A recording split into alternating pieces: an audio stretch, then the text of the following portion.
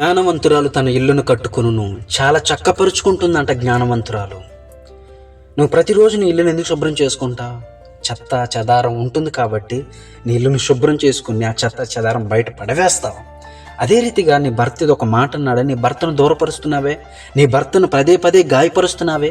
ఆ చెత్త చెదారం శుభ్రం చేసి బయట పడవేసినట్లు నీ భర్త అన్న మాటను కూడా నువ్వు పడవేసినట్లయితే నీవు నీ కుటుంబం ఎంత ఆశీర్వాదకరంగా ఉండేవారు. ఈరోజు చూడు, ఒంటరిగా మిగిలిపోయావు. నీ భర్త ఒక కాడ, నీ బిడ్డల కాడ, నువ్వు ఒక కాడ, ముగ్గురు మూడు దారులు అయిపోయి ఉన్నారు. ఈరోజు బైబిల్ వాక్యం సెలవిస్తుంది, జ్ఞానవంతురాలు తన ఇల్లును కట్టుకొనును. నీ ఇంట్లో జరిగే ప్రతి మాటని తల్లిదండ్రులకు చెప్తున్నావా?